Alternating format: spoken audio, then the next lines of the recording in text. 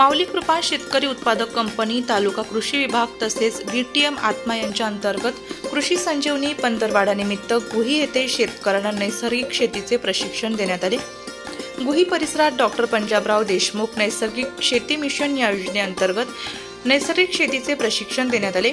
माऊली कृपा शेतकरी उत्पादक कंपनी मार्फत हा प्रकल्प काही महिन्यांपासून चालू करण्यात आला होता।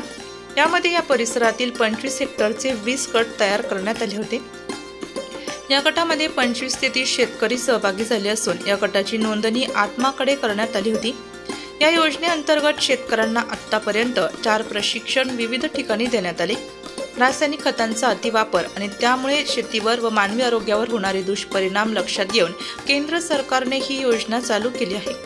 या योजनेअंतर्गत स्थानिक पातळीवरील बियाणे, आधुनिक अवजारे, नैसर्गिक निविष्ठा व औषधे यांचा वापर करून शेतमाल पिकवणे व त्याला नैसर्गिक शेतीचे प्रमाणीकरण करून उत्पादित माल योग्य बाजारपेठेत विकणे ही संकल्पना असून यासाठी या भागात विविध प्रशिक्षणे घेण्यात आली। त्यामध्ये बीज प्रक्रिया, कंपोस्ट खत तयार करणे, वर्मी कंपोस्ट, जीवामृत पद्धत अशा नैसर्गिक शेतीचे प्रात्यक्षिक करून दाखवले गेले।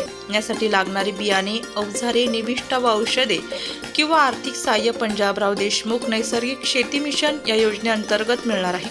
त्यामुळे या परिसरातील अनेक शेतकऱ्यांनी या योजनेत उत्साहाने सहभाग घेतलाय व नैसर्गिक शेतीची सुरुवात या वर्षापासून सुरू केली आहे। या प्रशिक्षणासाठी मंडळ कृषी अधिकारी अनिल भोर, BTM आत्माचे अधिकारी प्रमोद अहिरराव, सर्ग विकास समिती अकोला येथून आलेले प्रशिक्षक योगेश सोनवणे, कृषी पर्यवेक्षक विलास भोये, तालुका कृषी विभागातील कृषी सहाय्यक रेखा चौधरी, सहादू भोये व इतर सहकारी उपस्थित होते।